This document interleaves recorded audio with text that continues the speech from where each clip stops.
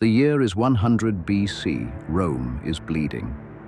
The republic that had governed for 400 years is tearing itself apart from within.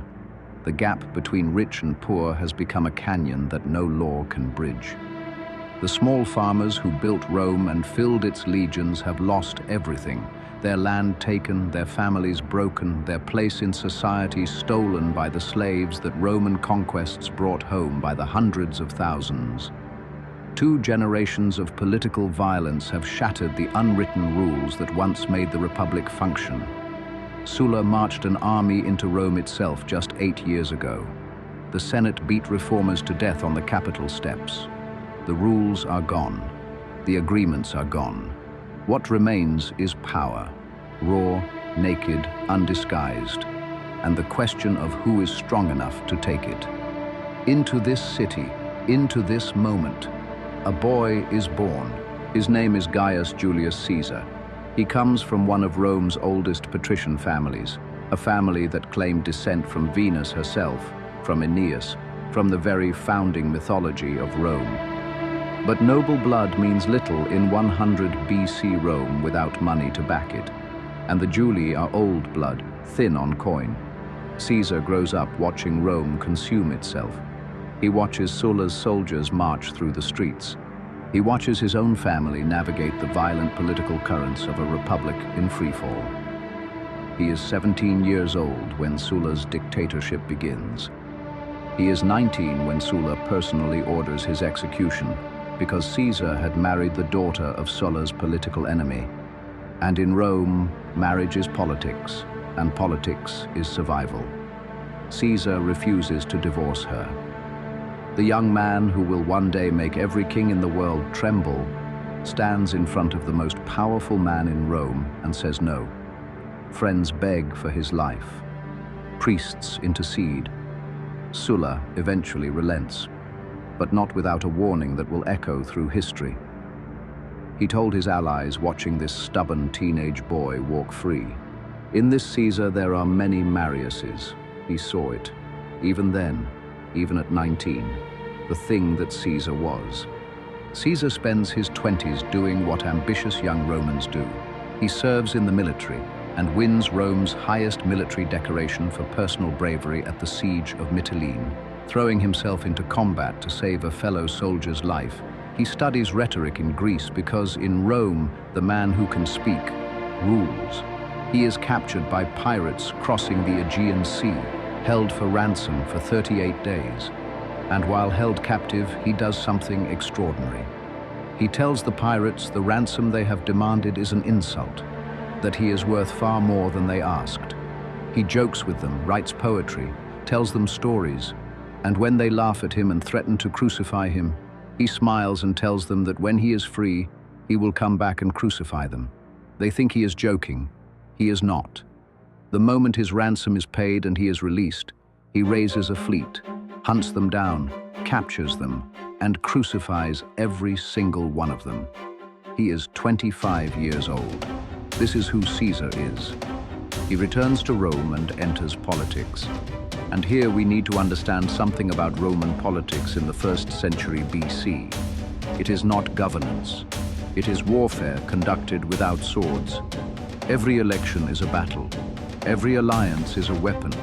Every debt is a chain. Caesar throws himself into it with a ferocity and a brilliance that astonishes even his enemies. He spends money he does not have on games and gladiators and public works to win the love of the Roman people. He is elected to increasingly important offices. He makes alliances with the 2 most powerful men in Rome, Marcus Crassus, the wealthiest man in the world, and Gnaeus Pompey, Rome's greatest living general. Together, the 3 of them form what historians would call the First Triumvirate, an unofficial alliance of the 3 most powerful men in the Republic, working together to dominate Roman politics. The Senate is outmaneuvered, the old guard is furious, but they can do nothing. In 59 BC, Caesar is elected consul, the highest office in the Republic. He is 41 years old.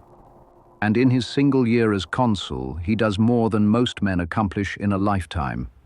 Land reforms, laws for the poor, transparency in government, He governs not like a politician managing a system, but like a man in a hurry, a man who knows exactly what he wants and intends to get it before anyone can stop him. His enemies in the Senate call him a tyrant.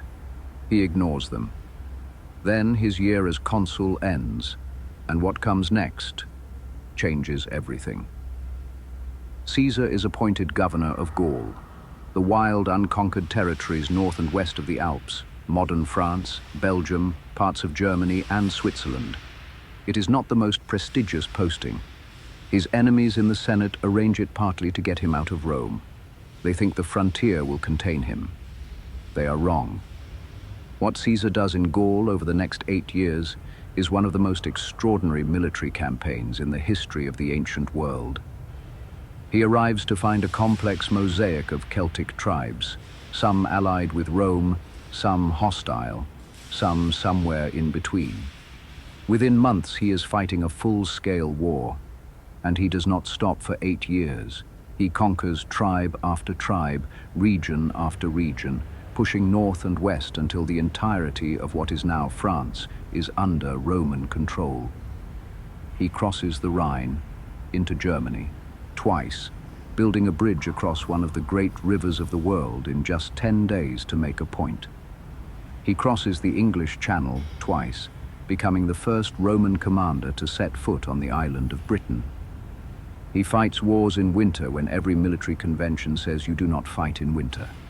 He builds siege works of staggering complexity. He adapts, improvises, outthinks enemies who fight in ways Rome has never encountered. His soldiers follow him through impossible conditions because he fights alongside them, shares their rations, remembers their names, rewards brilliance, and forgives failure. By the time the Gallic Wars end, Caesar has fought over 50 battles, conquered territory the size of Western Europe, killed or enslaved over 1 million people, and made himself the most famous and most dangerous man in the Roman world. And through all of it, he writes, "The Gallic Wars, Caesar's own account of his campaigns, is one of the greatest works of military literature ever produced. Clear, direct, devastating in its simplicity." Written in the third person, Caesar always refers to himself as Caesar, never I, as if he is observing himself from the outside, a general watching his own legend being made. He sends chapters back to Rome as the campaigns progress. The Roman people read them like dispatches from another world. His fame grows with every battle. His soldiers worship him. The people of Rome love him. And in the Senate, they are terrified because they can see what is coming. Pompey, once Caesar's ally, has allowed himself to be turned against him by the Senate's old guard. Crassus is dead, killed in a catastrophic military defeat in Parthia. The triumvirate is over, and the Senate, led by Caesar's old enemy Cato and backed by Pompey, makes their move. They order Caesar to give up his command and return to Rome as a private citizen.